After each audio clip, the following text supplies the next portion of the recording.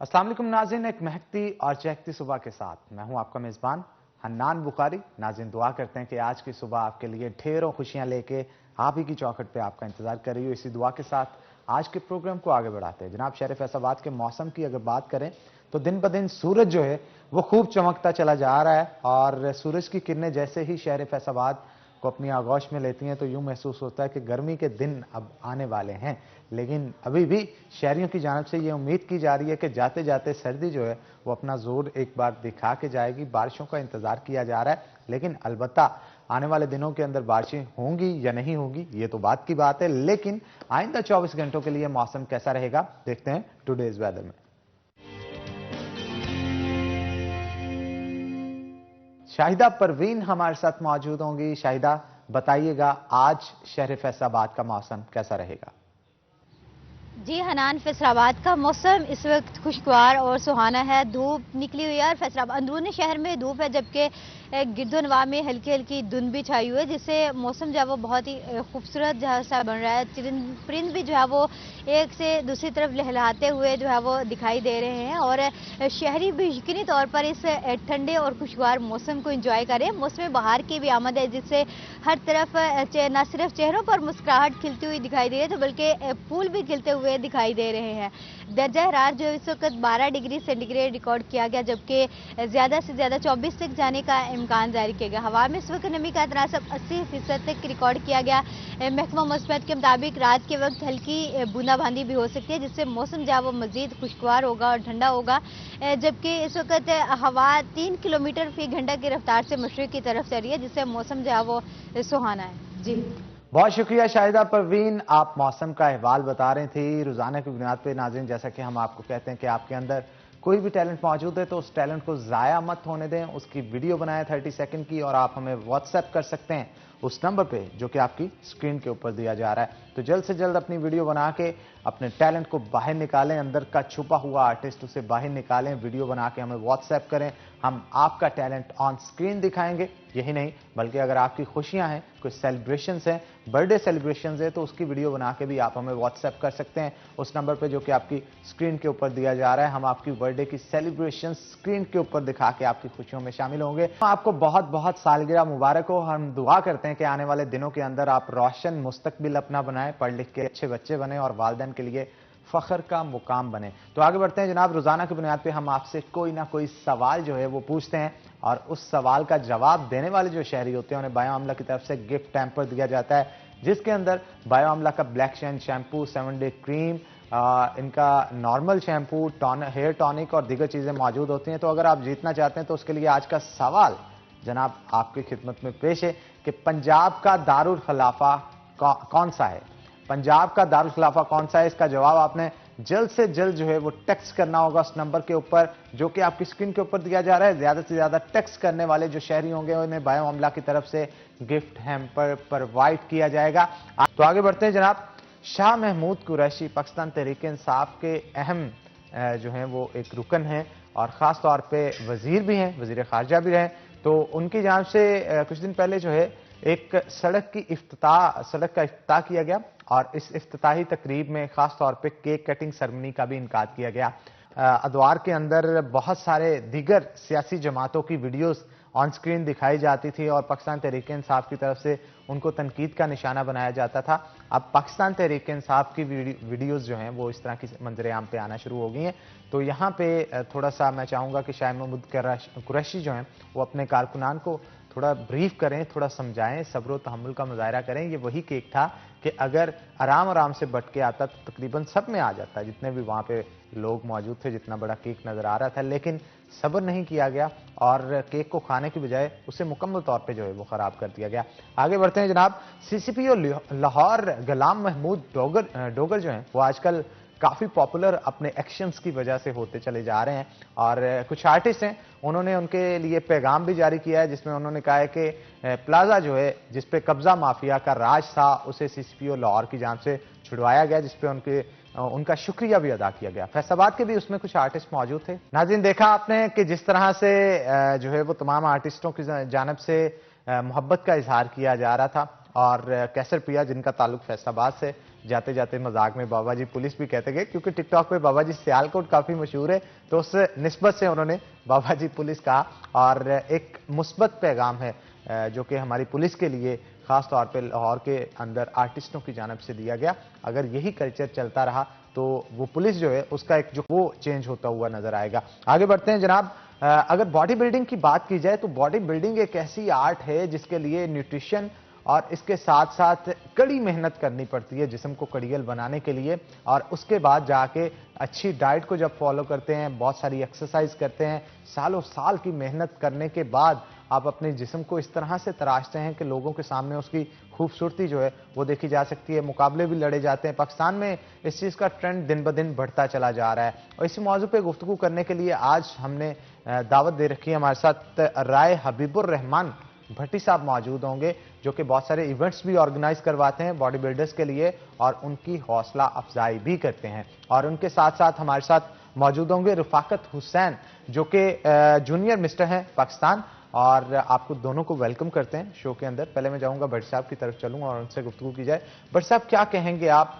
ये एक ऐसा शौक है जो कि गुज़श्ता अगर सालों की बात की जाए उसमें इसमें बड़ी पीक आई है और बहुत सारे नौजवान नस्ल हमारी अपनी फिटनेस को बड़ी इंपॉर्टेंस देना शुरू हो गई है। लेकिन फिर भी जब बहुत सारे लोगों की हौसला अफजाई हम नहीं करते तो वो इस खेल से, इस स्पोर्ट से पीछे आना शुरू हो जाते हैं। आप भी इवेंट्स ऑर्गेनाइज करते हैं बहुत सारे, इनके लिए क्या कहेंगे? नान भाई, पहले तो मैं सबसे पहले सिटी 41 का शुक्रिया अदा करता हूँ। बहुत शुक्रिया। और दूसरा इंट्रोडक्शन, ये बच्चा नेशनल चैंपियन भी है, एज ए न्यूट्रिशनिस्ट जॉब कर रहा है भट्टी जिम में अरसा 16 साल से। नेशनली इंटरनेशनल मेडल फैसलाबाद में आए हैं, बेशुमार आए हैं अल्हम्दुलिल्लाह। बड़े प्राउड और फख्र से मैं आपको बात बताने जा रहा हूँ। नेशनली इंटरनेशनल इवेंट मैंने ऑर्गेनाइज किए हैं पाकिस्तान में बॉडी बिल्डिंग के। दुनिया के फेमस बॉडी बिल्डर काई ग्रीन, अमेरिका से बुलाया था उनको। हाँ बिल्कुल, पिछले दिनों आए थे, पिछले सालों। बिल्कुल। अच्छा, जो हमारी इंतजामिया है गवर्नमेंट ऑफ पाकिस्तान, जिम्मेदारी तो उनकी है। इतने बड़े अदारे हैं, स्पोर्ट्स बोर्ड है, ओलंपिक है, डिस्ट्रिक्ट स्पोर्ट्स है, डिवीजन स्पोर्ट्स है, ओलंपिक के जनरल आरिफ हसन साहब हैं, हाजी खालिद साहब हैं, काम ये उनके हैं। लेकिन काय ग्रीन को जब वो पाकिस्तान में आए थे गवर्नमेंट लेवल पे उस तरह से सपोर्ट नहीं किया गया। जैक न्यूट्रिशन वाले थे जिन्होंने उन्हें रिसीव किया था और लाहौर में सारा। नहीं, मैं आपको थोड़ा बताऊं, मैं कंट्री हेड था उसका, काय ग्रीन का। मतलब मैंने वो इवेंट ऑर्गेनाइज किया था। जो मैंने मुश्किलात फेस की थी मैं ऑन एयर बता रहा हूं आज। मतलब मेरे लिए बायस शर्म है कि उस इवेंट की परमिशन के लिए मुझे एनओसी के नाम पे भी ब्लैकमेल किया गया। एजाज सादिक साहब स्पीकर असम्बली थे तब, उन्होंने कहा मुझे चीफ गेस्ट बुलाओगे तो हम एनओसी देंगे। उनके सेक्रेटरी का प्रेशर था। इवेंट लाहौर में हो रहा था, हमें उसको काय ग्रीन को इस्लामाबाद में शिफ्ट करना पड़ा। वहां पे प्रेस कॉन्फ्रेंस की। आपके इल्म में है, आपने बड़ी खूबसूरत बात की शाह महमूद कुरैशी साहब की। मैं भी पीटीआई का वर्कर हूं अदना सा। हमें ये उम्मीदें थी कि इमरान खान साहब चूंकि खुद स्पोर्ट्समैन है, स्पोर्ट्स को बेहतर करेंगे। बदकिस्मती से पिछले 2 साल से स्पोर्ट्स पहले ही जमीन पे थी, अब जमीन से 20 फुट और नीचे चले गई, जमीन में धंस गई है। मतलब जो बंदे काम कर रहे हैं, मैं मतलब बड़े फख्र से कहता हूं, मैं अरसा 20 साल से भट्टी जिम चला रहा हूं। उसका जो भी मतलब इनकम है, सोर्स ऑफ इनकम है, राय लिल्ला और स्पोर्ट्स पे खर्च होती है। बड़े प्राउड की बात यह है कि उसी इवेंट को नजर रखते हुए वहां पे भी 16 लाख कैश प्राइज था। लेकिन वो इवेंट जो आरिफ मिर्जा ने स्पॉन्सर्ड किया था, उसको मैंने 1 साल पहले फैसलाबाद में इवेंट करवाया था डीसी सुलेमान गनी साहब से मिलके। तो उस इवेंट पे एज ए चीफ गेस्ट बुलाया था, जर्मनी से वो आया था। अच्छा, उसको मैंने 5 स्टार सीना में रहायश दी, प्रोटोकॉल दिया। मुझे आइडिया था कि ये इंटरनेशनल फेम का बंदा है, इसने इंडिया का एक शेरू क्लासिक करवाया था। अगर वो पाकिस्तान में आएगा तो पाकिस्तान की स्पोर्ट्स चेंज होगी। अच्छा, मैंने उसको उसके हिसाब से पहले उसके सेक्रेटरी को, पीए को मिलने की कोशिश की। खैर उन्होंने मेरी जो इन्विटेशन था कबूल नहीं किया। जैसे जैसे मेरा इवेंट थोड़ा बढ़ा, कैश प्राइज मैंने 7 लाख रुपया दिया पाकिस्तान की हिस्ट्री में। पहली दफा हुआ 2016 में मिस्टर पाकिस्तान के स्टेज पे 7 लाख कैश प्राइज दिया गया। अच्छा, उसी शो पे आरिफ मिर्जा को मैंने एज ए गेस्ट बुलाया था। पहले उसने कह दिया था मैंने नहीं आना। फिर मैंने जनरल आरिफ हसन ओलंपिक के प्रेसिडेंट थे, उनको चीफ गेस्ट बुला लिया। हाजी खालिद साहब को चीफ गेस्ट बुला लिया। हाजी शफीक साहब जो फ्रांस हैं ओलंपिक के, उनको बुला लिया। इनका मैंने बहुत पुरतपाक इस्तकबाल किया। सरीना में इनको खाना दिया। तब जब मतलब मेरे इवेंट को थोड़ा हाइट मिली तो उसको किसी उसके दोस्त ने तंज की कि तू पाकिस्तानी मट्टी से है, तूने शेरू क्लासिक करवा दी, इंडिया का बंदा जमीन से उठा के आसमान पे ले गया, तो पाकिस्तानी में बॉडी बिल्डर तो स्टीरॉइड से मर रहे हैं, तो तू अपने वतन के लिए क्या कर रहा है। उसने मुझे सोशल मीडिया पे देखा, सुना, मुझे फिर उसने खुद कॉन्टेक्ट किया। ये मेरे लिए फख्र की बात। उसने कहा यार भट्टी साहब, मैं आपके साथ मिलकर बहुत बड़ा शो ऑर्गेनाइज करूंगा, लेकिन मेरी एक शरात होगी। मैंने कहा वो क्या? सिर्फ आप स्पोर्ट्स को प्रमोट करोगे, स्पोर्ट्समैन को प्रमोट करोगे। मैंने उसको कहा वेलकम। अच्छा, उसके नहीं इल्म में था कि मैंने कहा अब तू चीफ गेस्ट नहीं आ सकता, क्योंकि मैंने chief guest general Arif Hasan को अनाउंस कर दिया, तू अब मेजबान आ। फिर भी मैंने उसको जजिंग के मतलब खाना दिया था, अशाइया बहुत अच्छा था, तकरीबन 7 लाख का अशाइया था, जिसमें सब खिलाड़ियों को खाना मतलब बड़े अच्छे तरीके से मतलब मेडल अवार्ड्स दिए गए थे। उस पे उसको एक दिन पहले चीफ गेस्ट बना दिया, उससे ओपनिंग करवाई जजिंग की, जिला काउंसिल में कचहरियों में करवाई। तब मेरे भाई एक्स सेक्रेटरी हैं बाहर डिस्ट्रिक्ट के राय सफरमन भट्टी, उसने मुझे सपोर्ट किया। कुछ सलमान गरी साहब ने सपोर्ट किया, 20 लाख रुपया दिया था, लेकिन उस इवेंट पे 30 लाख खर्चा आया। वो स्पॉन्सर्ड 10 लाख मतलब 2016 में भट्टी जिम था।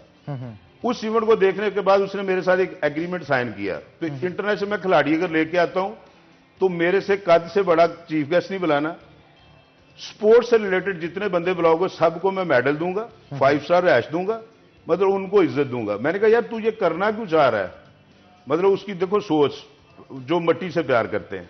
यार मैंने शो करवाया, दुनिया का हाईएस्ट कैश प्राइज जो बॉडी बिल्डिंग में दिया गया था ना, मैं बिजनेसमैन हूं, तो मैंने सोचा कि मैं इससे ऊपर कैसे जा सकता हूं। मैंने वो शेरू क्लासिक को मैंने मौका दिया, मैंने वो दुबई में शो रखा था। शेरू मतलब एक वर्ल्ड लेवल का बॉडी बिल्डर है। एक कार हादसे में उसका एक्सीडेंट हो गया, उसके बच्चा डैमेज हो गया, वो गरीब हालात में था, इंडिया का वो था। उसने मुझे कहा यार तू भी बरसगीर का है, मैं भी बरसगीर का हूं, तू मुझे प्रमोट कर, मेरा बच्चा मतलब डिसेबल हो गया, मैं फाइनेंशियली कमजोर हूं। तो मैंने उसको मौका दिया, उसने उस पे शो पे मतलब हाईएस्ट जो बॉडी बिल्डर का कैश प्राइस था वो रखा। अब शेरू क्लासिक के नाम पे इंडिया में बड़े बड़े शो हो रहे हैं। तो पाकिस्तान में सियासत है, पॉलिटिक्स है, जो बंदा आता है उसको टांगे खींची जाती हैं। तो मैंने तुझे तेरा काम देखा, तेरी प्रोफाइल देखी, तुझे पाकिस्तान में लोग पसंद करते हैं, इंटरनेशनल तुझे जानता कोई नहीं है। मैंने 6-7 शो मुल्कों में करवाए हुए हैं, एक्सपो करवाए हुए हैं, तू मुझे ये आवाज दे दे कि मैं तेरे साथ चल सकता हूं। जब वो आया फिजिकली देखा, मैंने उसको ऑनर दी, इज्जत दी, श्रीनगर में उठाया, जनरल आरिफ साहब ने उससे नंबर शेयर किया। अच्छा, मेरे लिए शॉकिंग न्यूज थी, जो 23 मार्च को झंडा नहीं दुबई में बड़ी बिल्डिंग पे लगता, वो आरिफ मिर्जा वो झंडा लगवाता है बुर्ज खलीफा। अच्छा, बुर्ज अल खलीफा में, उसी में उसकी रहायश है, उसी लेवल का वो बिजनेसमैन था। अच्छा, जनरल साहब ने वहीं पे आपस में नंबर शेयर कर लिया, आपका बिजनेस कहां पे मतलब मैं एक स्टेप पीछे हो गया, जनरल साहब डायरेक्ट हो गए। मुझे कोई इतराज नहीं था, मुझे यह था कि पाकिस्तान की स्पोर्ट्स आगे जानी चाहिए। उसी इवेंट को जो एक्सपो में मैंने करवाया, काइग्रीन आया, टॉम कोलमैन मॉडल मतलब इंग्लैंड से आया, ऑस्ट्रेलिया से बॉडी बिल्डर है, इंडिया से साहिल खान ने आना था, वो कमिटेड था, मतलब बेशुमार बॉडी बिल्डर आने थे। बिल्कुल आप ठीक कह रहे हैं, इस पे मजीद गुफ्तगू करते हैं, लेकिन ब्रेक के बाद, क्योंकि ब्रेक का वक्त हो गया है। तो नाज़रीन एक ब्रेक लेंगे, ब्रेक के बाद दोबारा हाजिर होते हैं, कहीं मत जाइएगा, हमारे साथ रहिएगा।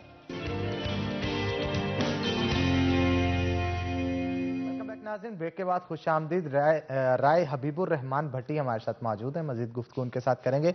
राय साहब, आपको इवेंट भी करवाने जा रहे हैं आगे 2021 में, इस साल में, क्योंकि कोविड की वजह से लास्ट ईयर में बहुत सारे इवेंट्स जहां कैंसिल हुए, आपका भी इवेंट मेरा ख्याल नहीं हो पाया, तो कौन सा इवेंट करवाने जा रहे हैं, क्या उसकी डिटेल्स हैं कुछ? अनान भाई, मैंने 2019 में इवेंट करवाया आयरन मैन के नाम से, जिसमें विंस डी अलेक्जेंड्रो इंटरनेशनल जज बुलाया, जो मिस्टर यूनिवर्स के स्टेज पे बैठता है। डेव फॉक्स मिस्टर यूनिवर्स है, उसकी बेगम 7 दफा वर्ल्ड चैंपियन IFBB, अरे वो मतलब आए। मसूम भट्ट IFBB प्रो, वो इंटरनेशनल जज है। वो हमने सरीना में इवेंट ऑर्गेनाइज किया था, तो अल्हम्दुलिल्लाह 127 बच्चों ने उस इवेंट को खेला था, जिसमें 11 मिस्टर पाकिस्तान ने पार्टिसिपेट किया था। 17 लाख कैश प्राइज था। अच्छा, वो पाकिस्तान की हिस्ट्री का सबसे बड़ा इवेंट इसलिए था कि 5 स्टार में फर्स्ट टाइम हुआ कि सब बच्चों को इंटरनेशनल तरीके से फूड दिया गया, क्वालिटी ऑफ फूड जो मिस्टर यूनिवर्स के स्टेज पे होता है वो ही दिया गया, 5 स्टार होटल दिया गया, और इंटरनेशनल जजेस मतलब हायर किए गए। कोविड-19 की वजह से 2020 नहीं हो सका ना, तो अब हम 2021 में उम्मीद है कि इंशाल्लाह उससे बड़ा इवेंट करवाने जा रहे हैं। अच्छा, अब 19 को जो आयरन मैन का डिस्ट्रिक्ट फैसलाबाद का आयरन मुकाबला हम करवा रहे हैं, उसमें कैश प्राइज भी दे रहे हैं। मतलब पाकिस्तान की हिस्ट्री में पहली दफा इस तरह हो रहा है कि फ्री में देखने की इजाजत नहीं दे रहे। पहले होता यह कि पब्लिक फजूल में आ जाती है, शोर शराबा करते हैं, इवेंट डिस्टर्ब हो जाता है, इवेंट की खूबसूरती खत्म करते हैं।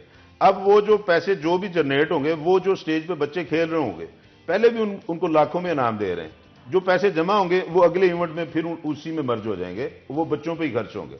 और वो खिलाड़ी भी इंशाल्लाह प्रोटोकॉल के साथ ही फॉर्म फिल करेंगे, उनके लिए भी माइनर सी फीस हमने रखी है उस इवेंट को खेलने के लिए। 18 तारीख को हम भट्टी जिम में ट्रायल लेंगे और 21 को इवेंट हो रहा है पंजाब का मेगा सिटी के स्पॉन्सर से, वो भी मतलब काफी स्पॉन्सर किया है। 1 to 5 दे रहे हैं, 4 मोटरसाइकिलें दे रहे हैं, रनर अप को कैश प्राइज में दे रहे हैं, खाने दे रहे हैं, 3 टाइम होटल दे रहे हैं। और जो टीम यहां से जीतेगी वो टीम सिलेक्ट होगी, वो लाहौर में 21 को खेलेगी। अच्छा, चूंकि ये इवेंट डिस्ट्रिक्ट लेवल का है तो चन्योट, जंग, टोबा तीनों की सिलेक्शन रखी है हमने 18 तारीख को। समुद्री तानलियां वाला, ये सारे मतलब जो फैसलाबाद जोन के जो भी जितने खिलाड़ी हैं जो पंजाब खेलना चाह रहे हैं वो 18 को आके सिलेक्शन कराएंगे। डिस्ट्रिक्ट का मुकाबला 19 को होगा और इंशाल्लाह पंजाब का मुकाबला 21 को हो रहा है। 27 मार्च को जो बच्चे पंजाब से जीतेंगे वो कराची में हमारा मिस्टर पाकिस्तान हो रहा है, वहां पे भी कैश प्राइज है। और पाकिस्तान की हिस्ट्री में फर्स्ट टाइम ऐसे हो रहा है कि हम इंटरनेशनल प्रोटोकॉल को फॉलो कर रहे हैं। मतलब सादा लफ्ज़ फ्री की चीज की इज्जत नहीं होती ना, मुफ्त में आप कोई भी चीज देनी शुरू कर दें। जैसे आपने थोड़ी देर पहले केक के बारे में बताया, शाह महमूद कुरैशी का डिसिप्लिन नहीं था ना, मतलब किस कम्युनिटी में किस तरह की हरकत की जा रही है, ये सिर्फ वहां पे तो नहीं ना देखा लोगों ने, लाखों नहीं करोड़ों लोग देख रहे हैं। मतलब अवाम को शऊर नहीं है। हम कोशिश कर रहे हैं खिलाड़ियों में शऊर आए, उनको स्टेज इंटरनेशनल लेवल के मिलें। ये बच्चों के लिए कर रहे हैं, ये पाकिस्तानी परचम के लिए कर रहे हैं। बिल्कुल आप ठीक कह रहे साल से कर रहे हैं। रफाकत हुसैन भी हमारे साथ मौजूद हैं, मिस्टर जूनियर पाकिस्तान रह चुके हैं, उनसे भी गुफ्तगू करेंगे। नेशनल चैंपियन भी है, नेशनल चैंपियन भी हैं आप। और जब बात की जाती है एथलेटिक्स की और बॉडी बिल्डिंग की खास तौर पे, बड़ी स्ट्रिक्ट डाइट और कड़ी मेहनत रिक्वायर्ड होती है। आपने भी, आपकी बॉडी माशाल्लाह दिख रही है, आपने बड़ी मेहनत की है। तो किस तरह से आप, रूटीन क्या होती है रोजाना की, और नौजवान नस्ल को क्या पैगाम देंगे इस फिटनेस के हवाले से? इसमें अस्सलाम वालेकुम, रूटीन जो बॉडी बिल्डिंग की है ना, बॉडी बिल्डिंग की एक अलहदा सारी रूटीन होती है, उसका लाइफस्टाइल अलहदा होता है। और जो फिटनेस जो चूज़ करते हैं इस फील्ड में आके, उनका सारा लाइफस्टाइल और होता है। तो आपने बॉडी बिल्डिंग का पूछा, तो मैं बॉडी बिल्डर का कहता हूँ कि इसका जो मील्स होते हैं, इसमें डिसिप्लिन ये करना होता है कि इसने 6 to 7 meal per day 24 our में ये लेने होते हैं। और ये सबसे स्टिक रहना होता है डाइट में। कैलोरीज कभी सरप्लस को लेके जाना है, कभी डेफिसिट पे लेके आना है। इट डिपेंड्स कि आपके गोल्स क्या हैं। हाँ जी, ये बिल्कुल गोल्स के ऊपर। तो ये क्वांटिटी के साथ, इसका कैलकुलेशन के साथ ये सारा करना पड़ता है। अच्छा, आपको कैलकुलेशन किस तरह से मतलब आई? ये बड़ी मेहनत तलब काम होता है, लेकिन एक दफा आ जाए तो बंदा पता होता है उसे कि कार्ब्स कितने लेने, प्रोटीन कितना लेना है, फिर मिनरल्स कितने लेने हैं, आपने माइक्रो न्यूट्रिएंट्स कितने लेने हैं, माइक्रो न्यूट्रिएंट्स कितने लेने हैं। ये सीखा कहाँ से आपने? ये सीखा मैंने, मैं तो 16 साल से इनके पास भी हूँ, उससे पहले भी कर रहा था। तो बड़े अच्छे अच्छे मेरे कोचेज रहे हैं जिनसे ये मैंने सारा कुछ सीखा है। और बिल्कुल ठीक कह रहे हैं आप। इधर पाकिस्तान के भी हैं, इंटरनेशनल भी हैं, सबके साथ मेरा तल्लुकात रहे हैं, रिलेशन रहे हैं, काफ़ी नॉलेज है। राय हबीब भट्टी भी हमारे साथ मौजूद हैं, उनसे भी मजीद गुफ्तगू करेंगे। भट्ट साहब, मुकाबले तो आप बहुत सारे करवाते हैं, लेकिन मुकाबलों के अंदर ये देखने में आता है कि स्टीरॉइड्स बहुत यूज़ करते हैं बहुत सारे एथलीट्स। उसकी वजह से वक्ती तौर पे तो आपका बॉडी बिल्ड हो जाती है, लेकिन उसके आफ्टर इफेक्ट्स बहुत बुरे होते हैं। अच्छा। और इंटरनेशनल मार्केट के अंदर भी जो बड़े बड़े नाम थे जिन्होंने बहुत बॉडी बनाई अपनी, वो भी जो स्टीरॉइड्स लेते थे, उनकी भी कई की अमवात जो है स्टीरॉइड्स की वजह से हुई। आप क्या पैगाम देंगे इस सवाल? अच्छा, मैं नान भाई खुल के बात करूंगा। देखिए, पाकिस्तान की हिस्ट्री में 1947 से लेकर 2021 तक वुमेन एथलेटिक्स में मेडल नहीं था इंटरनेशनल। ओलंपिक बच्चियां खेली जरूर थी। नजमा मेरे जिम से है, वापडा की खिलाड़ी है, 2 साल से मेरे साथ एसोसिएट है। असरा फातिमा फास्टेस्ट बच्ची हुई है, वो भी मेरे जिम से है। अनीला गुलजार आर्मी की तरफ से खेली है, वापडा से आर्मी उसके पॉइंटों की वजह से जीती है। वो इंटरेस्ट बच्चे खेल के हैं, होता क्या है, मतलब ये बच्चा मतलब समझता है सारी चीजों को, विटामिन, डाइट प्लस ट्रेनिंग, यही चीज है। स्टीरॉयड फजूल में है। सादा लफ्जों में अगर आप फसल अच्छी लेना चाह रहे हैं, जितनी देर बीज अच्छा नहीं होगा, खाद और स्प्रे का कोई फायदा है? बिल्कुल भी नहीं। अच्छा, फूड अच्छा होना चाहिए, ट्रेनिंग अच्छी होनी चाहिए, प्रॉपर रेस्ट होनी चाहिए। वो बच्चियां पहले ट्रेनिंग करती थी, लेकिन उनके पास इंटरनेशनल मेडल नहीं था। मेरे साथ मेरे जिम में किसी दोस्त ने भेजा, यार मुझे गरीब घर की बच्ची हैं, इनको जरा सपोर्ट कर दो।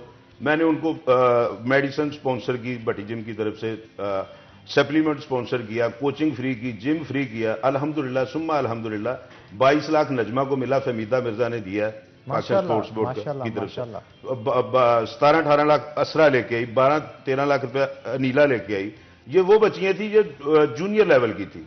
ये सिर्फ एथलेटिक्स की बात है। मेरा उन अदारों से सवाल है, आर्मी, वापडा, रेलवे, इतने बड़े अदारे इतने बल्क में चल रहे हैं, इनके पास डॉक्टर भी हैं, न्यूट्रिशनिस्ट भी हैं, कैंप भी लगाते हैं।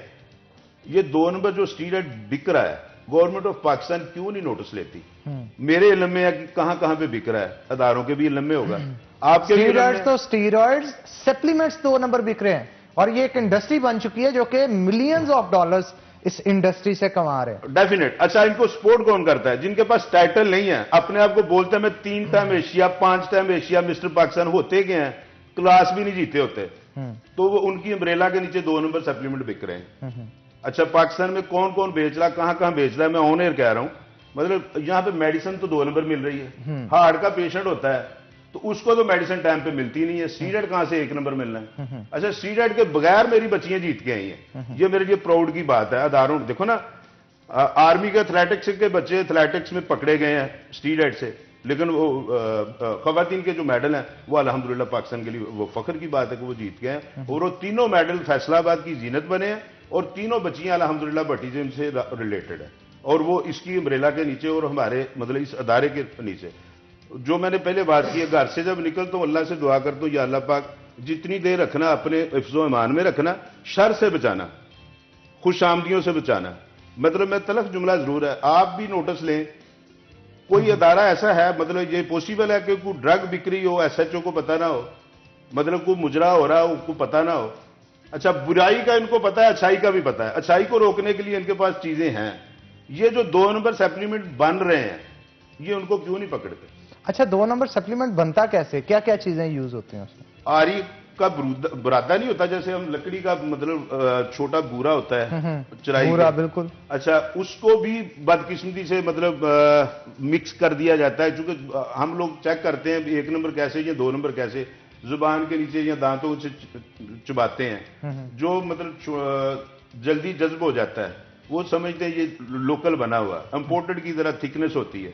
मतलब कहते हैं मतलब 1 नंबर चीज से 2 नंबर बनाने वाला ज्यादा ज़हन रखता है। उन्होंने इसमें बूरा भी इस्तेमाल करना शुरू कर दिया, ताकि जब बंदा दांतों के नीचे चबाए तो यही समझे ये हार्ड में है।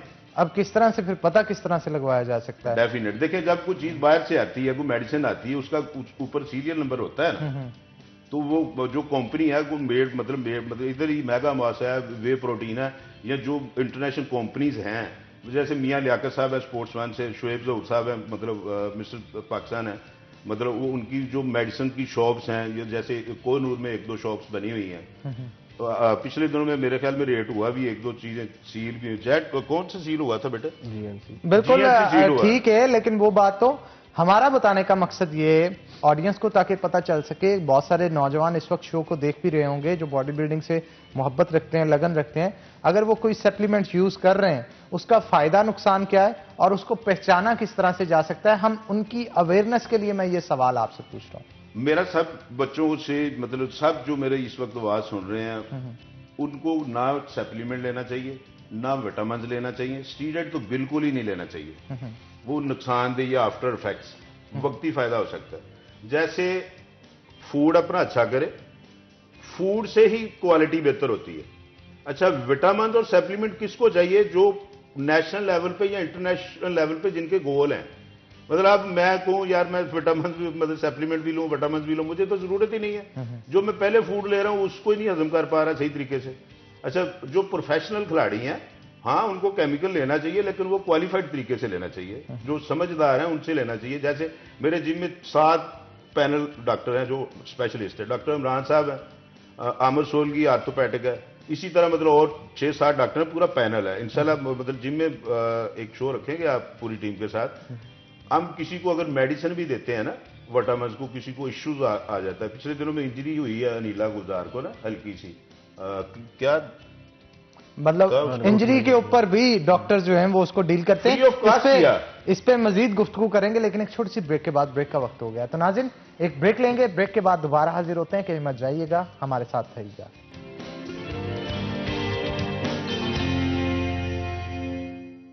वेलकम बैक नाज़रीन, ब्रेक के बाद खुश आमदीद। रफाकत हुसैन हमारे साथ मौजूद है, नेशनल चैंपियन है। उनसे मजीद गुफ्तगू करेंगे न्यूट्रिशन के हवाले से। रफाकत, क्या कहेंगे एक नॉर्मल बंदा जो कि पहले अपना वेट लॉस करना चाहता है और लॉस करने के बाद फिर गेन करना चाहता है मसल्स की फॉर्म में, फैट लूज और मसल गेन करना चाहता है, उसके लिए न्यूट्रिशन उसकी क्या होनी चाहिए, एक्सरसाइज क्या होनी चाहिए एक नॉर्मल बंदे के लिए?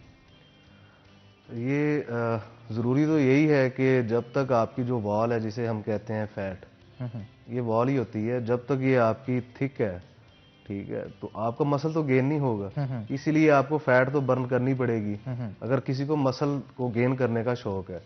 वरना फिटनेस के लिए किसी का वेट बढ़ा हुआ है, वुमेन्स है या मैन है, उनके लिए फिर इसका डाइट चार्ट अलग होता है और ये वीकली चेंज होते रहते हैं। वीकली, हर वीक चेंज होता है? वीकली, 1 वीक या 2 वीक ऐसे ये चेंज होता है। परमानेंट एक डाइट के ऊपर नहीं रह सकता ना बंदा। उससे क्या होगा अगर परमानेंट? उससे ये है कि सेम डाइट के साथ काफी प्रॉब्लम होते हैं। आपका मेटाबॉलिज्म भी स्लो हो सकता है, आपकी बॉडी जो बैरियल होते हैं जिसे प्लेटो कहते हैं वो हिट कर सकती है, इसलिए चेंज करना पड़ता है सारा कुछ। और अगर फैट लॉस की तरफ आप जा रहे हैं, सपोज एक 80 kg से कोई खातून है वो 60 पे या 50 पे आना चाह रही है, उसके लिए किस तरह से डाइट चार्ट आप प्लान करते हैं? कैलोरीज कितनी इनटेक होनी चाहिए, कार्ब्स कितने होने चाहिए, विटामिन्स कितने उसमें यूज करने हैं, एक कंप्लीट डाइट चार्ट बताइएगा ताकि कोई खवातीन हमारी जो घरों पे बैठी देख रही हैं शो को, उनमें से कोई पतला होना चाहती है, उन्हें घरों के अंदर क्या क्या चीजें इस्तेमाल, घर के अंदर जो घरेलू चीजें मौजूद होती हैं इस्तेमाल करके, वॉक करके या जो भी एक्सरसाइज घर में करके उससे मुस्तफीद हो सके। हाँ, इसमें सबसे आसान सी जो डाइट्स है ना, है इसमें आप कार्ब की शक्ल में आप कॉम्प्लेक्स कार्ब्स लें, जितने भी लेने हैं, पर वुमेन्स के लिए ये डाइट बहुत थोड़ी होनी चाहिए, ठीक है, क्योंकि वो उनका वैसे ही कैलोरीज डेफिसिट जो है, उनका जो BMR होता है वो थोड़ा होता है बंदे से, मैन से। तो उसमें डाइट को हम ऐसे कैलकुलेट कर सकते हैं कि इसमें मॉडरेट चलेगी प्रोटीन। अगर 80 kg की कोई औरत है तो उसको तकरीबन 40 से 50 ग्राम मैक्सिमम प्रोटीन को डिज़ाइन कर लेना चाहिए ऑल ओवर द डे। हाँ, पूरा डे, ठीक है। और कार्ब्स को 100 से जो है वो 112 इतने कार्ब्स इसको कैलकुलेट कर लेना चाहिए। और फैट्स जो है वो मैक्सिमम 50-60 ग्राम इतनी।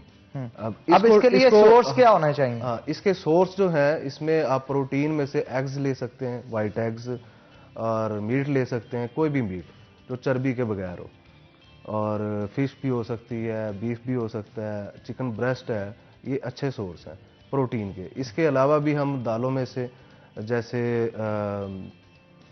चने की दाल हो गई, इसमें लोबिया वगैरह ऐसी चीजें, बीन्स हो गए, बीन्स हो गए, कोई भी बीन्स कर लें आप, वो अच्छे हैं, उसमें कॉम्प्लेक्स कार्ब्स भी मिल जाते हैं आपको। और इसी तरह फिर आप कार्ब्स के जो सोर्स हैं उसमें ब्राउन ब्रेड है, घर की रोटी जो गंदम जिसे हम कहते हैं, होल व्हीट, और राइस घर में ही होते हैं, और ये चीज़ें ठीक है जो घर में चीज़ें हैं इसको। अच्छा, वैसे एक और चीज़ भी सुनने में आती है ना कि जो डाइट कॉन्शियस लोग होते हैं, जो डाइटिंग पे होते हैं, वो रोजाना 3 की बजाय 6 बार खाना खाते हैं जी, 6 बार, लेकिन प्रपोर्शन कम कर लेते हैं अपना जी। वो भी एक आर्ट है, उस आर्ट के हवाले से खाना उसी तरह ही है, इसको डिवाइड करके ही 5 to 6 मील ही खाएंगे, चाहे वुमेन है चाहे मैन है। उसकी वजह ये है कि आप जितना ये टाइम इसको डिवाइड करके खाएंगे, आपका मेटाबॉलिज्म होता है जो कैलोरीज बर्न कर रहा होता है अंदर बैठे, ठीक है, वो बार बार चलता है, ठीक है, वो ज्यादा चलता है और इसी को ज्यादा चलाना होता है, इसीलिए बार बार आप डिवाइड करके मील्स खाते हैं, आपकी फैट जल्दी बर्न होती है। इसके पीछे भी ये साइंस है। हाँ, अगर कम खाएंगे उसके साथ वैसे रिजल्ट भी नहीं आएंगे। अच्छा, ये भी मुझे बताएं कि अगर खास तौर पे ये जो बहुत सारे लोग होते हैं, अगर स्टीरॉयड भी ले रहे हैं या न्यूट्रिशन ले रहे हैं, उनको पता ही नहीं होता कि उनके न्यूट्रिशन के साथ भी, जैसे सप्लीमेंट्स अगर लेते हैं, सप्लीमेंट्स के साथ डाइट क्या रखनी है, वो सप्लीमेंट्स भी ले रहे होते हैं, चिकनाई वाली गजाएं भी खा रहे होते हैं, फैट वाली गजाएं भी खा रहे होते हैं, पिज्जे बर्गर भी चल रहे होते हैं, वो उल्टा फायदे की बजाय नुकसान करना शुरू कर देते हैं। हाँ जी, ये पहले पता होना चाहिए ना कि आपका गोल क्या है। आपने अगर वजन कम करना है, उसमें सप्लीमेंट की कहाँ जरूरत है। एक्स्ट्रा ले रहे हैं, आपको पहले ही कम चाहिए, जो अपने घर से आप पूरी कर सकते हैं आराम से। ये तो सप्लीमेंट एक लग्जरी भी है, और दूसरा बहुत ज्यादा कोई बॉडी बिल्डर है या कोई एथलीट है इंटरनेशनल लेवल के ऊपर, उसको हाई कैलोरीज मतलब 5000 कैलोरीज बिल्कुल आप ठीक कह रहे हैं। बहुत शुक्रिया हबीबुर रहमान भट्टी साहब आपका शो में आने के लिए। रफाकत हुसैन आपका भी बहुत शुक्रिया शो में आने के लिए। बहुत मुफीद मशवरे आपने दिए और हम दुआ करते हैं कि आने वाले दिनों के अंदर जो भी आप इवेंट ऑर्गेनाइज करने जा रहे हैं वो सक्सेसफुल रहे। और वंस अगेन बहुत शुक्रिया आप दोनों का शो में आने के लिए। तो नाज़रीन ब्रेक लेंगे, लेकिन ब्रेक पे जाने से पहले हम आपको दिखाते हैं कि दुनिया में बहुत सारे डॉग ब्रीड्स ऐसी हैं जो कि बहुत एक्सपेंसिव होती है और बहुत रेयर ब्रीड्स होती हैं। लोग उनको रखने से पहले 10 बार सोचते हैं। वो ब्रीड्स कौन कौन सी हैं? वेलकम बैक नाज़रीन, ब्रेक के बाद खुशामदीद। अगर आप चाहते हैं कि आपकी पर्सनैलिटी बेहतरीन हो तो उसके लिए आपका हेयर स्टाइल भी जबरदस्त होना चाहिए। मेरा hair style prime hair club की तरफ से बनाया गया। आप भी अगर चाहते हैं कि अपने बालों को चार चांद लगाएं तो उसके लिए आपको जना कॉलोनी प्राइम हेयर क्लब पे जाना होगा। तो जनाब, आज का सवाल उन लोगों के लिए जो कि बाया अमला का गिफ्ट हैम्पर जीतना चाहते हैं। पंजाब का दारुल खिलाफा क्या है, इसका नाम आपको बताना होगा। मैं फिर से सवाल रिपीट कर रहा हूं, पंजाब का दारुल खिलाफा का नाम क्या है? इसका जवाब जल्द से टेक्स्ट करें उस नंबर पे जो कि आपकी स्क्रीन के ऊपर दिया जा रहा है। और ज्यादा से ज्यादा टेक्स्ट करने वाले जो खुशनसीब होंगे उन्हें बाया अमला की तरफ से गिफ्ट हैम्पर दिया जाएगा। यही नहीं बल्कि इसके साथ साथ आपको यह भी बताएं कि आपके अंदर कोई भी टैलेंट मौजूद है, उसकी वीडियो बनाएं, वीडियो बना के हमें टेक्स्ट करें उस नंबर पे या व्हाट्सएप करें उस नंबर पे जो कि आपकी स्क्रीन के ऊपर दिया जा रहा है। हम आपका टैलेंट ऑन स्क्रीन दिखाएंगे और आपके अंदर के आर्टिस्ट को बाहर लाने की कोशिश करेंगे। जनाब, हमारा फेवरेट सेगमेंट किचन स्टार्ट हो चुका है। चलते हैं किचन में और आज हमारे साथ शेफ आबिद की जगह मौजूद होंगी शेफ किंजा, क्योंकि आबिद जरा बिजी थे आज कहीं तो वो आ नहीं पाए।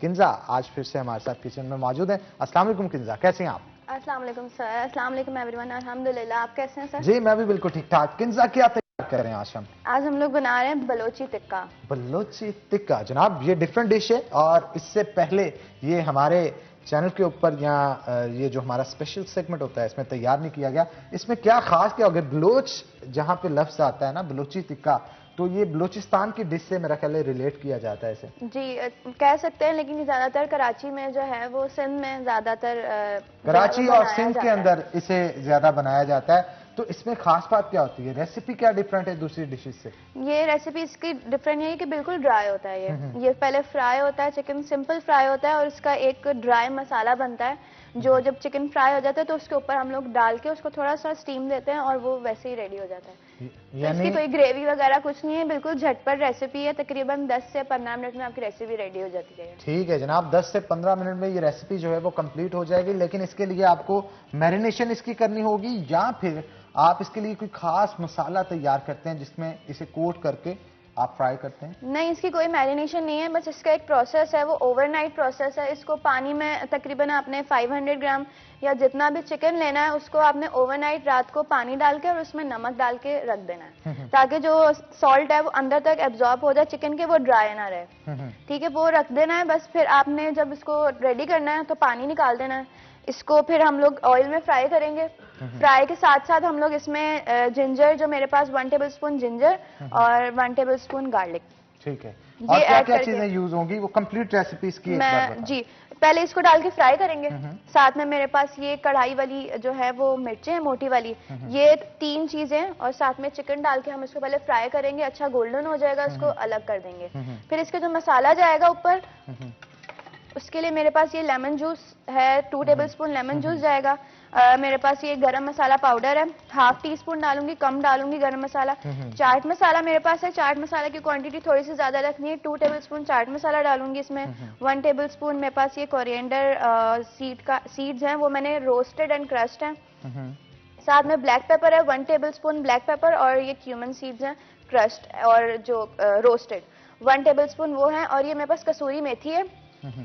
कसूरी मेथी भी 1 टेबल स्पून, और लाल कुटी हुई मिर्चें हैं, ये तकरीबन 1.5 टेबल स्पून में डाल के ये सारी चीज़ें मैं एक बाउल में डालूंगी और उसको मैं जो पैन में है वो रोस्ट करूंगी। उसका जब अरोमा अच्छा आएगा तो फिर मैं उसको उतार के जब हमारा फ्राई हो जाएगा चिकन, उसमें डाल के ऊपर से यानी वो रोस्ट अलग से किया जाएगा, ये फ्राई अलग से किया जाएगा, फिर इनको कंबाइन किया जाएगा और फिर क्या किया जाएगा? फिर सर्व कर दिया जाएगा। फिर सर्व कर दिया जाएगा। तो जनाब स्टार्ट करते हैं रेसिपी। इसे तैयार किसमें किया जाएगा? इसमें इसको हम लोग फ्राई करेंगे golden cooking oil. Golden cooking oil में जनाब इसे फ्राई किया जाएगा। गोल्डन कुकिंग ऑयल बनाने वालों का यह कहना है कि इसे अफजाने सेहत के असूलों के ऐन मुताबिक कुदरती अज्जा के साथ डबल ऑटोमेटिक प्लांट पे तैयार किया जाता है, जिसका मकसद ये होता है कि आपके खानों की लज्जत को चार चांद लगाया जाए। और इसके साथ साथ इसके अंदर विटामिन का ब्लेंड भी मौजूद होता है, जिसके अंदर विटामिन ए, विटामिन डी और विटामिन ई भी मौजूद होता है। विटामिन ए आपके विजन को, यानी जिन आंखों से मैं आपको देख रहा हूं, इसको जरा तेज कर देता है। विटामिन डी आपकी कैल्शियम ऑब्जॉर्प्शन, और विटामिन ई जो है आपके हेयर फॉलिकल्स, और इसके साथ साथ आपकी ओवरऑल हेल्थ के लिए बेहतरीन चीजें। तो अगर आप चाहते हैं कि आपके खानों की लज्जत आपकी सेहत के साथ साथ बेहतरीन हो, तो बाजार में जाते सबसे पहला इंतखाब आपका गोल्डन कुकिंग ऑयल और गोल्डन बनास्पति घी होना चाहिए। तो जनाब आगे बढ़ते हैं। मेरी कोई हेल्प चाहिए जनाब? घी मेरा ख्याल पोर करना होगा। आप मुझे पोर कर दें। तो ऑयल पोर करेंगे जनाब हम पैन के अंदर, और कितना करेंगे ये किंजा बताएंगे? डीप फ्राई करना है इसको, इतना हमने ऑयल 2 कप्स तकरीबन ऐड करना है हमें। 2 कप्स। तो किंजा अंदाजे से बताइएगा 2 कप्स कब होंगे, ताकि मैं वहां पे ऑयल को पोर करना स्टॉप कर दूं। इतना ऑयल रखना है कि ये डीप हो जाए, बिल्कुल अंदर डिप हो उसके। ठीक है। तो जनाब जैसा कि आप देख सकते हैं तकरीबन ये 2 की बजाय 3 कप्स मेरा ख्याल हो गए। तो 3 कप्स आप करें। और रेसिपी जो हमने बताई है कितने केजी चिकन के लिए? ये 500 ग्राम मेरे पास चिकन है, मिक्स यानी हाफ केजी चिकन के लिए हमने ये रेसिपी बताई है। तो जो ऑडियंस देख रही है वो इस चीज को लाजमी तौर पे नोट करे कि हाफ केजी चिकन के अंदर ये रेसिपी यूज होनी है। अगर आप 1 केजी, 2 केजी या 1.5 केजी बना रहे हैं तो उसी मुनासबत से आप स्पाइसेस को ऐड करें। अगर हमने 1 टेबल स्पून बताया तो आप उसमें मजीद ऐड करेंगे। उस डिश की क्वांटिटी के हिसाब से मसालों की क्वांटिटी भी बढ़ेगी। ये ना हो कि हम हाफ केजी का बता रहे हैं तो आप 2 केजी के अंदर भी यही रेसिपी यूज कर रहे हैं। तो डबल हो जाएगी रेसिपी। आप स्टार्ट करें जनाब। उतनी देर हमारे जो आज के गेस्ट हैं उनका मैं आपसे तारुफ करवाता हूं। जनाब जदीद दौर की बात करें तो इसके अंदर आईटी जो है वो दिन ब दिन बहुत एडवांस होती चली जा रही है। लैपटॉप्स, कंप्यूटर्स का रुझान अब उस तरह से नजर नहीं आता जिस तरह से गुज़श्ता दौर के अंदर नजर आ रहा था। वजूहत यह है कि मोबाइल एक ऐसी डिवाइस बन चुकी है आजकल कि हर चीज उसके अंदर मौजूद है। आपने सोशल मीडिया का इस्तेमाल करना है। पहले तो सोशल मीडिया का इस्तेमाल करने से पहले 3G 4G जब तक नहीं आया था, लैपटॉप्स और कंप्यूटर का जो है वो बहुत बेदरेग इस्तेमाल किया जाता था। अभी भी किया जाता है, लेकिन अब उस तरह से नहीं। असाइनमेंट्स और प्रेजेंटेशंस को रेडी करने के लिए अब लैपटॉप का इस्तेमाल किया जाता है, और बहुत सारे लोग इस चीज के लिए भी अब मोबाइल को इस्तेमाल करते हैं। और ये आने वाले दिनों के अंदर हमारी जो कंप्यूटर इंडस्ट्री है ये किस तरफ जा रही है। हमारी रेक सिटी फैसलाबाद के अंदर मौजूद हैं। वहां के ताजर आजकल काफी परेशान हैं, क्योंकि उनका कहना है कि अब कंप्यूटर और लैपटॉप्स उस तरह से मार्केट के अंदर सेल नहीं हो रहे जिस तरह से पहले हो रहे थे। और इसके पीछे बहुत सारी वजूहत है, कोई एक वजह नहीं है। कोविड की वजह से क्योंकि तालीमी अदारे बंद हुए, बहुत सारे ऑफिस बंद हुए, तो जो चीजें वहां पे बिक रही थी, चाहे वो लैपटॉप्स हों, कंप्यूटर्स हों या फिर उनके स्पेयर पार्ट्स हों, उन तमाम की तमाम चीजों के अंदर जो है वो काफी कमी आई है। और टैक्सेस के हवाले से भी इनका काफी खदशा, क्योंकि बाहर से इंपोर्ट होता है ये सारा सामान, तो इंपोर्ट के ऊपर ड्यूटीज भी लगती हैं, उस पर भी खदशात का इजहार किया जाता है। इसके अलावा झाल की मार्केट के कुछ इश्यूज हैं, उसके ऊपर गुफ्तगू करेंगे, और रेक्स मार्केट के भी कुछ इश्यूज हैं, उनके ऊपर भी गुफ्तगू करेंगे। इस मौजू पे आज हमने गुफ्तगू करने के लिए दावत दे रखी है। हमारे साथ चौधरी गुलाम हुसैन मौजूद होंगे, जो कि प्रेसिडेंट है रेक्स मार्केट के। वेलकम करते हैं आपको शो के अंदर। और अली मुर्तजा उनके साथ मौजूद होंगे, झाल में जो है वो ताजर हैं, और लेडीज जो सूट्स वगैरह हैं या जितना भी लॉन का प्रोसेस होता है उसके ऊपर बिजनेस करते हैं। तो आप दोनों को जनाब वेलकम करते हैं शो के अंदर। गुलाम हुसैन की तरफ मैं पहले जाना चाहूंगा, क्या कहेंगे आप गुलाम हुसैन, अगर रेक्स मार्केट की बात की जाए, ताजर आजकल काफी परेशान है। इंपोर्ट्स पे एक तो ड्यूटियां बहुत हैं, और दूसरा खरीदारी बायर नहीं है, वहां पे बायर ना होने की वजह से बहुत सारी मुश्किलात का उनको सामना करना पड़ा है। इंडस्ट्री बैठती चली जा रही है आपकी। जी बिस्मिल्लाहिर्रहमानिर्रहीम। मैं शुक्रगुजार हूँ C41 चैनल का।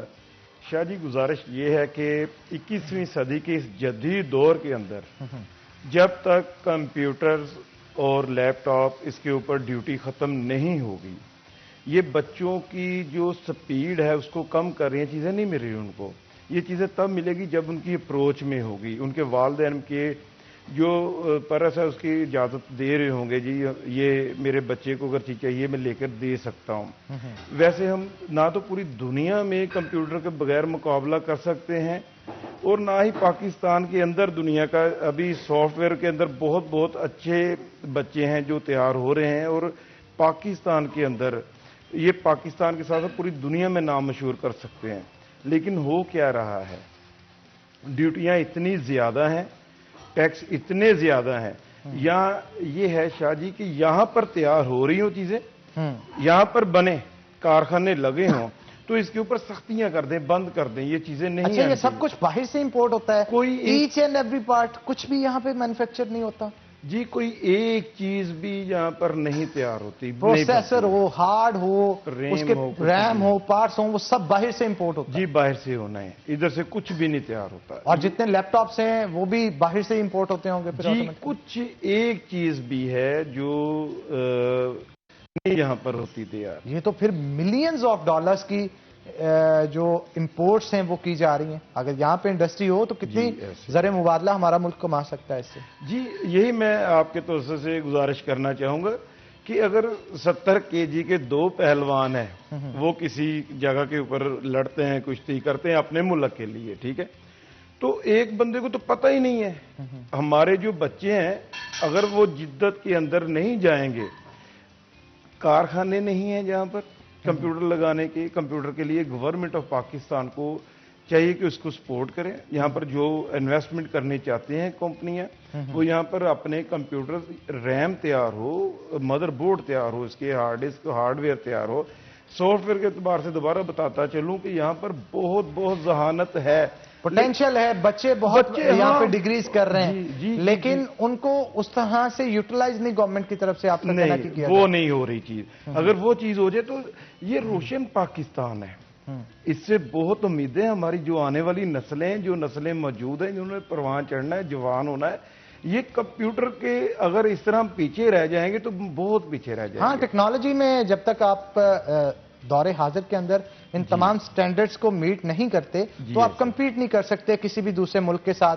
अब अमेरिका या यूके को अगर देख लिया जाए तो वो इन चीजों में बहुत आगे हैं। इवन इंडिया भी काफी हद तक आईटी की फील्ड में पाकिस्तान से आगे, लेकिन ये बात नहीं कि हमारे अंदर पोटेंशियल नहीं है। रोजाना की बुनियाद पर बहुत सारे लोग जनरेट हो रहे हैं जो कि अपना नाम बना रहे हैं और इस फर्म को बड़ा कर रहे हैं, और हम उम्मीद कर सकते हैं कि आने वाले दिनों के अंदर इसमें मजीद बेहतरी ला के मुल्क पाकिस्तान को तरक्की की राह पे गामजन किया जा सकता है।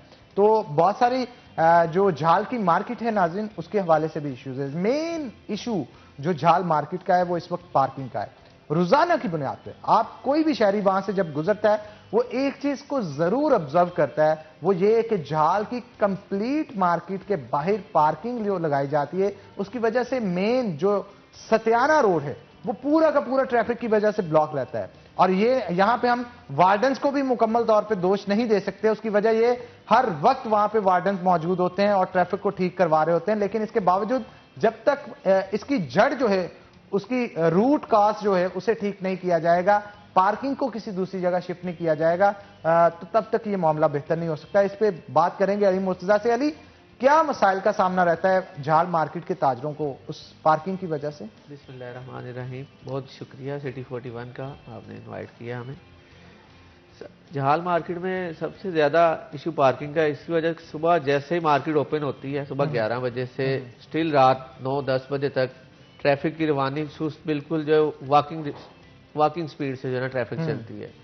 बहुत सारे जो है वो वार्डन्स भी वहाँ पे मौजूद होते हैं, लेकिन सबसे मेन इशू है कि वहाँ पे पार्किंग प्लाजा, बिल्कुल गवर्नमेंट को चाहिए कि पार्किंग हमें दें, वहाँ पे कोई पार्किंग प्लाजा दें ताकि जो है ना वो झाल पे कस्टमर इजीली आके अपनी गाड़ी पार्किंग कर सके और कस्टमर की रवानी। और सबसे हमारा काम उससे जो है ना वो शॉपकीपर्स का जो है ना बहुत ज़्यादा डबल काम वर्किंग हो सकती है काम की। कस्टमर, बहुत सारा कस्टमर झाल का सिर्फ इस वजह से नहीं इधर आता कि इधर पार्किंग नहीं मिलती उनको, ये सबसे ज़्यादा बड़ा इशू। यानी अगर पार्किंग वहां पे मौजूद हो तो कस्टमर का फुटफॉल बढ़ सकता है। जी बिल्कुल, अगर वहाँ पे हमें पार्किंग मिल जाए कस्टमर का फुटफॉल डबल हो सकता है, क्योंकि अच्छा, अभी तकरीबन अंदाजन अगर कहा जाए कितने कस्टमर जो है रोजाना की बुनियाद पे आते हैं और दुकानें कितनी हैं वहां पे?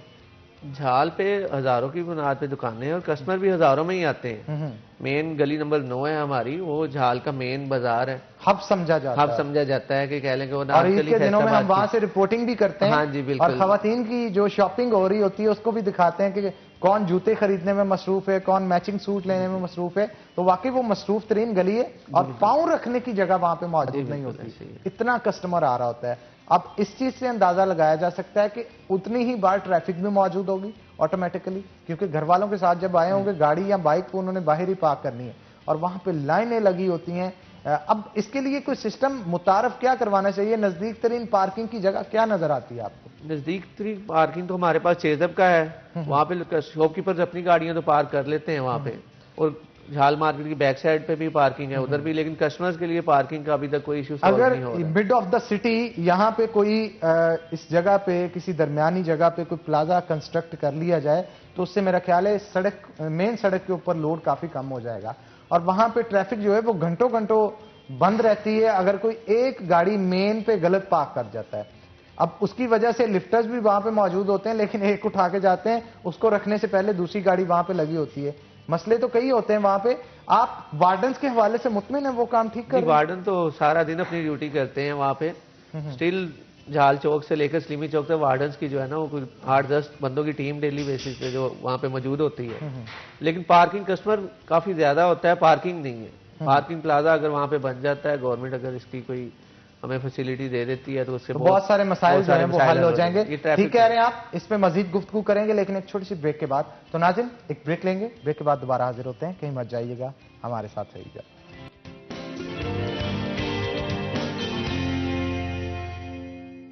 वेलकम बैक नाज़िन, ब्रेक के बाद खुश आमदीद। नाज़िन, झाल जो मार्केट है उसके अंदर एक और बड़ी चीज देखने को मिलती है, चाहे वो ईद के दिन हो या आम यूजुअल डेज हो, उसके अंदर एक खवातीन का ग्रोह है जो कि बड़ी चोरियां करता है। वहां पे खवातीन के पर्स से मोबाइल निकल जाते हैं, पैसे निकल जाते हैं और बाजुकात बैठे बैठे दुकान से शूज चोरी हो जाते हैं, बैठे बैठे दुकान से सूट चोरी हो जाते हैं, लेकिन उनका पता नहीं चल पाता। इसके ऊपर गुफ्तगू करेंगे अली मुर्तजा से, क्योंकि इनका ताल्लुक भी झाल जो बाजार है वहां से। तो अली, ये कौन सा ग्रोह है और किस तरह की वारदातें डालता है वहां पे? देखिए जी, इसमें तो बहुत सारे ग्रोह हैं, अभी हमें तो नहीं पता कि ग्रोह कौन सा है। ग्रोह भी एक नहीं है, काफी 8-10 लेडीज का ग्रुप आता है बाजार में, जब खास तौर पे तब जिन दिनों में रश होता है ज्यादा, ईद के दिनों में या सैटरडे संडे बाजार में काफी रश होता है, तब जो है वो 8-10 लेडीज का ग्रोह है जो मार्केट में आता है। और बहुत सारे कस्टमर ऐसे हैं हमारे, पर्सनली जो है वो कस्टमर रेगुलर आते हैं शॉप पे, जानने वाले। हमारी शॉप पे अगर 10 कस्टमर खड़े हैं तो एक लेडीज बीच में ऐसी आ गई जो उसका वो जी बैग में से मोबाइल निकाल लिया, पर्स निकाल लिया, पैसे निकाल लिए। बहुत सारे कस्टमर्स के साथ ये इशू है। और ये इस दफा पकड़ी भी गई हैं, जिसमें सीसीटीवी दुकान की जो है वो देखी, उसके जरिए इनको पकड़ा गया। जी बिल्कुल, जी बिल्कुल। लेकिन फिर कहा गया कि छोड़ दिया गया। वजह क्या बनी? वो मेरा ख्याल उल्टा डराती धमकाती भी है अगर कोई दुकानदार पकड़ लेता है, क्योंकि फीमेल होती है ना, मर्द वहां पे बाजार में तो बड़े बाजार में आवाज नहीं उठा सकता। तो इस तरह का भी कोई वाकया पेश आया? हनान भाई, हमने तो मार्केट में जो है ना गार्ड भी हायर किए हुए हैं सिक्योरिटी, लेकिन लेडीज के साथ जो है वो गार्ड्स भी कुछ नहीं कर सकते। हमारी हर शॉप से तकरीबन सीसीटीवी कैमरे मार्केट में लगे हुए हैं और सीसीटीवी में तो लाजमी बात है आ ही जाना अगर किसी लेडीज का पर्स या बैग चोरी हुआ है। और कई बार पकड़ी भी हैं, एक बार नहीं काफी बार लेडीज पकड़ी हैं हमने, लेकिन वो वैसे हल्ला बोल देती हैं कि वो इस तरह की लेडीज के वो बाजार में तमाशा कर देती हैं, तमाशा बना देती है और उल्टा उनको जो है ना हाथ जोड़ के जाना पड़ता है, नहीं जी आपने नहीं चोरी की, कैमरा रिकॉर्डिंग दिखाने के बावजूद आपने नहीं की, आप जाए किसी और ने की है। क्योंकि बाजार में कस्टमर का फ्लो होता है, लेडीज उस वक्त बाजार खाली हो जाता है जब इस तरह की सिचुएशन होती है और शोर करती लेडीज जो बाजार में से निकल जाती हैं कि पता नहीं यहाँ पे क्या हो गया, क्या इश्यू चल रहा है। सबसे ज्यादा जो है अगर गवर्नमेंट यहाँ पे जो है ना वो हमें लेडीज पुलिस जो है ना वो एक सिंगल एहलकार भी मिल जाए ना हमें लेडीज पुलिस बाजार में, तो ये मसला हमारा हल हो सकता है। वैसे ये इस बात पे हम सीपीओ साहब को आप दरख्वास्त कर सकते हैं कि वहां पे क्योंकि रश ज्यादा होता है और जिन दिनों में रश ज्यादा हो एक आध लेडी कांस्टेबल वहां पे मौजूद हो, ताकि अगर कोई मामला बनता है उस पर फौरी एक्शन करे, क्योंकि मर्द एक खातून के साथ नहीं लड़ सकता और ना ही उसे पकड़ के ला सकता है कि तुमने बीबी चोरी की है। अब वो भाग भी रही हो, उसे किस तरह से पकड़ा जाए? खवातीन तो वहां पे मौजूद नहीं होंगी। तो इसके लिए आप क्या पैगाम देना चाहेंगे पुलिस को? जी बिल्कुल जी, हम सीपीओ साहब को जरूर एप्लीकेशन देंगे बाजार के ताजर इकट्ठे होकर कि हमें जो है ना एक सिंगल कोई लेडीज पुलिस एहलकार जो लेडीज कांस्टेबल दें, ताकि जो है वो बाजार का हमारा ये इशू सॉल्व हो सके। अच्छा, दुकानदारों ने तो सीसीटीवी लगा रखे हैं, गलियों के अंदर सीसीटीवी मौजूद नहीं है और बहुत सारी चोरियां वहां से भी होती हैं जब रश होता है, क्योंकि मैं तो खुद भी रिपोर्टिंग वहां से करता रहा हूं ईद के दिनों में, तो वहां पे तो पांव रखने की जगह नहीं होती गली के अंदर, इतना रश होता है कि बंदे पे बंदा चढ़ा होता है वहां पे, और इतने रश के अंदर उनकी चांदी हो जाती है जो कि चोरी की गर्ज से आए होते हैं वहां पे, क्योंकि रश के अंदर धक्कम पेल भी हो रही होती है, पर्स के अंदर से चीजें भी निकल रही होती हैं, और इतने रश में क्योंकि पर्स होता है नीचे, वो ऊपर तो होगा नहीं, तो आप किस तरह से सीसीटीवी से भी डिटरमिन करेंगे कि चोरी हो रही है या नहीं हो रही?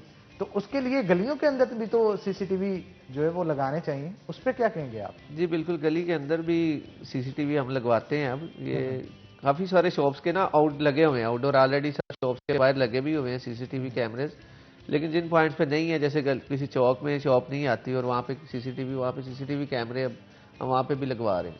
अच्छा, पार्किंग माफिया भी काफी मुतहरक है वहां पे मेन रोड के ऊपर, ये गवर्नमेंट की तरफ से अप्रूव ना होने के बावजूद भी पर्चियां दी जा रही होती हैं, उस पर क्या कहेंगे? पार्किंग तो वहाँ पे सारा दिन वैसे इशू रहता है, जो हाँ मतलब 10 गाड़ियां लगे तो मार्केट जो है बाजार बंद हो जाता है, तो पार्किंग तो है ही नहीं है ना हमारे बाहर। मतलब पार्किंग है नहीं, लेकिन इसके बावजूद लोग लगा रहे होते हैं। जी बिल्कुल। हमारे साथ जनाब चौधरी गुलाम हुसैन भी मौजूद हैं, उनसे भी गुफ्तगू करेंगे, पूछेंगे कि उनका क्या कहना है। पार्किंग का तो रेक्स मार्केट का भी बहुत इशू है, वहां पे भी अगर सड़क की चौड़ाई 100 फीट है तो 50 फीट तक तो बाइक्स ही लगे होते हैं। जी ऐसा ही है, बिल्कुल है। तो आप क्या कहेंगे कि इस मसले को किस तरह से हल करना चाहिए? इस मसले को हमने हल करने के लिए मुस्बत सोच के साथ, मुस्बत अमल के साथ कोशिश की थी, लेकिन इत्तफाक के साथ जो एफएस पार्किंग है फैसलाबाद के अंदर, उनके जो एमडी साहब हैं, उन्होंने मेरे ऊपर एक अदालत के अंदर रिट कर दी। अच्छा, एफएस पार्किंग वालों ने आप पे रिट दायर कर दी? जी। अच्छा।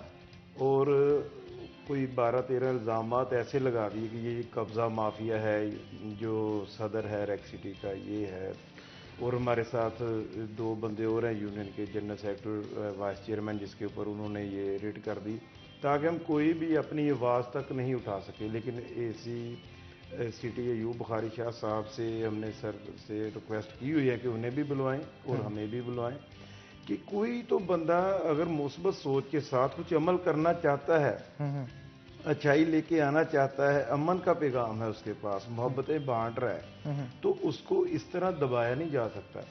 और पार्किंग की वजह से सिर्फ रेक्स सिटी प्लाजा स्टाना रोड मुतासर नहीं है शाह जी, जो पीछे आबादी है, इलाका मकी है, 8-10 हज़ार घर हैं वहां पर, जिनको रास्ता वही लगता है, वही रास्ता है, वो सारे का सारा दिन जो है वो डिस्टर्ब रहता है, और बहुत अजीब से मामला। अभी भी ये अगर मैं बिल्कुल इखलाकियात का जो है अल्हम्दुलिल्लाह दरस हमें मिला है, उसकी हम कोशिश करते हैं सब दोस्त इसके ऊपर अमल भी करें।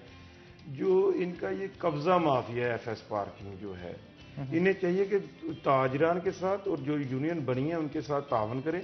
अभी शाह जी देखें, उनके अपने बंदे ही खड़े हैं वहां पे जो पेमेंट लेकर जा रहे हैं रोज की रोज, तकरीबन रेक्स सिटी से 3.5 से 4 लाख रुपया पर मंथ जाता है एफएस पार्किंग को। अच्छा। लेकिन वो इल्जाम लगाते हैं कि ये सदर अपने पास ही रख लेता है, हमारे पास नहीं आने देता। तो हम तारीख नहीं, वहां पे बंदे जो तैनात होते हैं पार्किंग पे, वो कौन? वो उनके ही एफएस पार्किंग, आपके नहीं है? नहीं, हमारे नहीं। हम उन्होंने तो वर्दी पहनी भी होती है, वर्दी भी पहनी हुई है, उस पे एफएस लिखा होता है, फैसलाबाद पार्किंग। जी ऐसे ही, बिल्कुल ऐसे। तो इसके बावजूद वो फिर क्यों इल्जाम लगा रहे हैं? आप लगाने से वहां पे मना करते हैं पार्किंग, इस वजह से तो नहीं? हम कहते हैं कि एक लेन हो, एक हमारे तो रश कुछ भी नहीं है पाकिस्तान में, पूरी दुनिया में देख लेंगे, इससे ज्यादा गाड़ियां, इससे ज्यादा पब्लिक है, हमारे जो पड़ोस मुल्क है उसको ही देख ले, लेकिन तरतीब नहीं डिस्टर्ब होती कहीं पर भी, वो चलता रहता है निज़ाम। ये नहीं कि इधर कुछ बेहतरी नहीं आ सकती।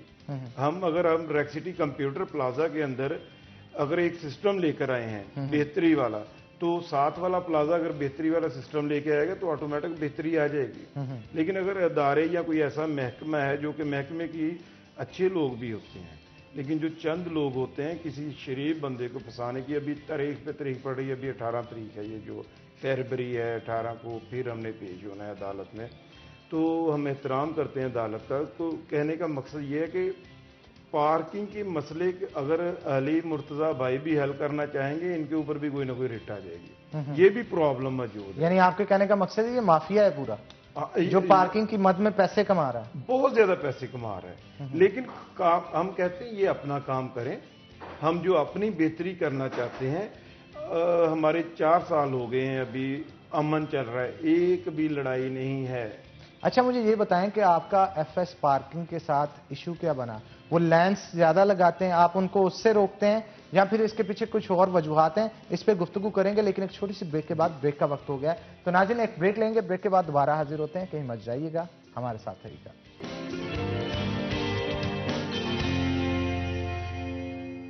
वेलकम बैक नाज़रीन, ब्रेक के बाद खुश आमदीद। हमारे साथ चौधरी गुलाम हुसैन मौजूद हैं, मजीद गुफ्तगू उनके साथ करेंगे। रेक्स मार्केट के प्रेसिडेंट हैं, और रेक्स मार्केट के हवाले से एक और चीज मैं आपको बताता चलूं, ये पाकिस्तान की सबसे बड़ी बिल्डिंग है जहां पे कंप्यूटर मार्केट मौजूद है। कंप्यूटर मार्केट की सबसे बड़ी बिल्डिंग है और ये फैसलाबाद में मौजूद है, और उनके ये प्रेसिडेंट हैं। तो क्या कहेंगे, पार्किंग के हवाले से गुफ्तगू चल रही थी ब्रेक पे जाने से पहले कि आपका उनके साथ मामला खराब क्यों हुआ?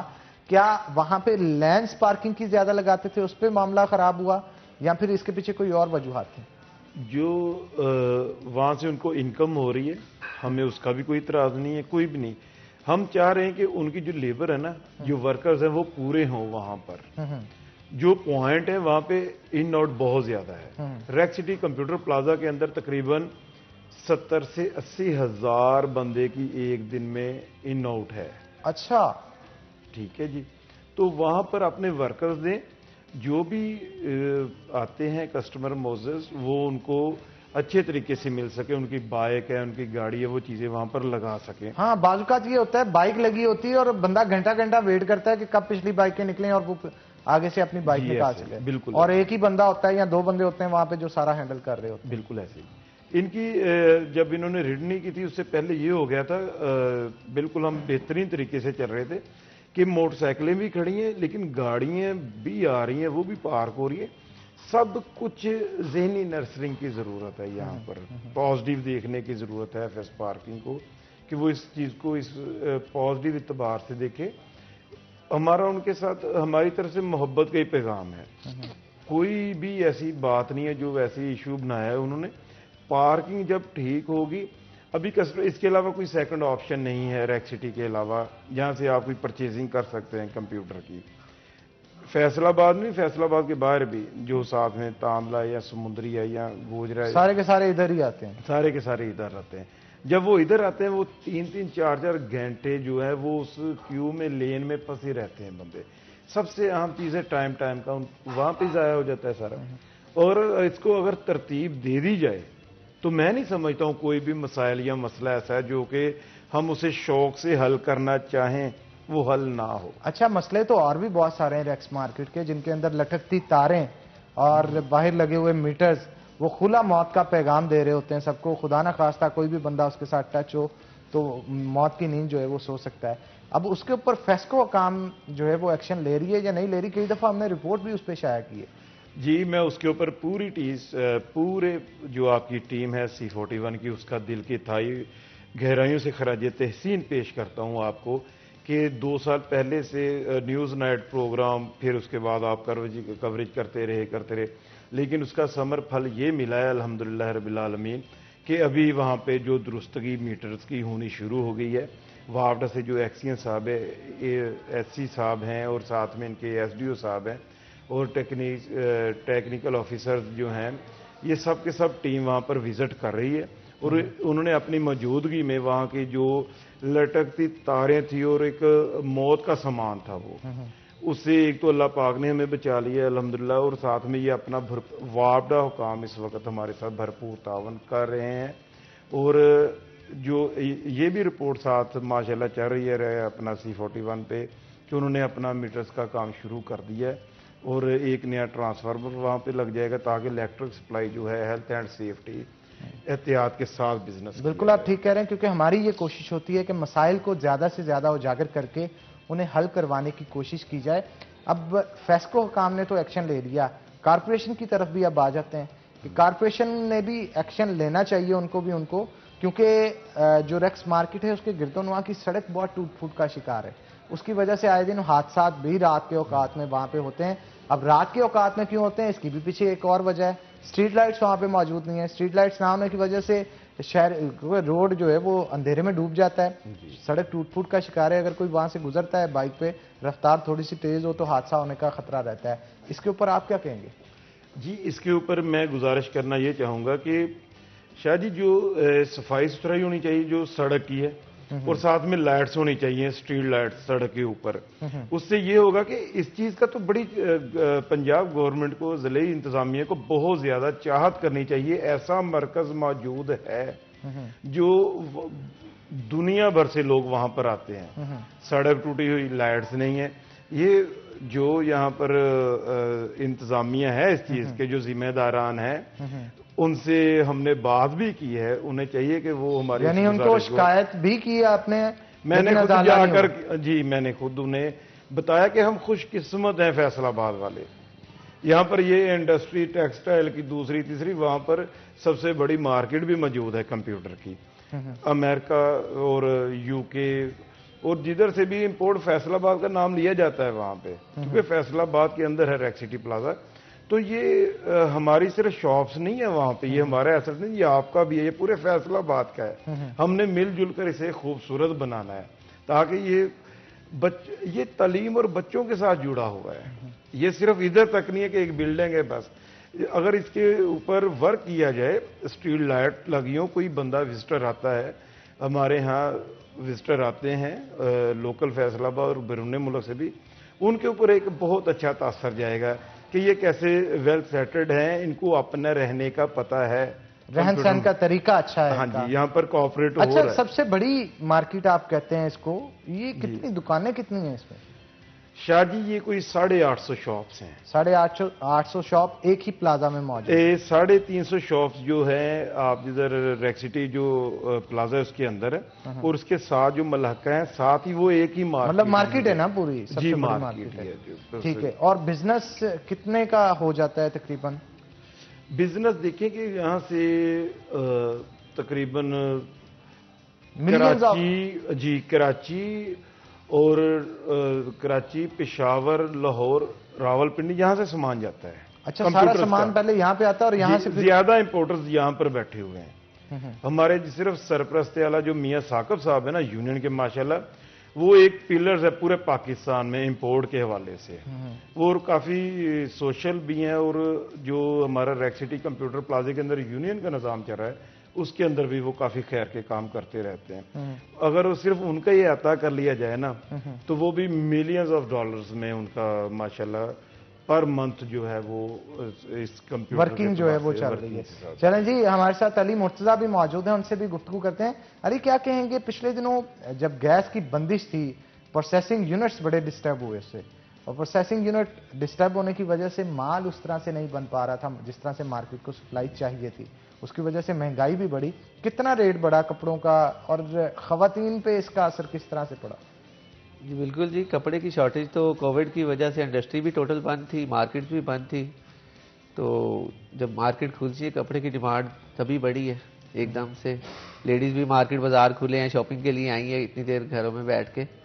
तो बिल्कुल, डिमांड जब बढ़ेगी, सप्लाई कम होगी तो ऑटोमेटिकली रेट जो है वो तो बढ़ेगा ही बढ़ेगा। तो जनाब, आज का सवाल था पंजाब का दारुल खिलाफा क्या कौन सा है, उसका नाम क्या है? तो वो जनाब हमारा लाहौर शहर है, और इसका सही जवाब जिन्होंने दिया, जिन्हें बायो अमला की तरफ से गिफ्ट हैम्पर दिया जाता है, मुकद्दस जबी उनका नाम है। तो मुकद्दस, आपको बहुत बहुत मुबारक हो, बायो अमला की तरफ से आपने गिफ्ट हैम्पर जो है वो जीत लिया। आज की डिश भी हमारी रेडी हो चुकी है, और हमारे जो मेहमान होंगे उन्हें टेस्ट करवाएंगे हम शो के खत्म होने के बाद। बहुत शुक्रिया गुलाम हुसैन आपका, अली मुर्तजा आपका भी बहुत शुक्रिया आज के शो में आने के लिए। तो इसी के साथ नाज़रीन, आज के प्रोग्राम से अपने मेजबान हन्नान बुखारी को दीजिए इजाजत। इंशाल्लाह कल होगी आपसे मुलाकात, तब तक के लिए अल्लाह हाफिज।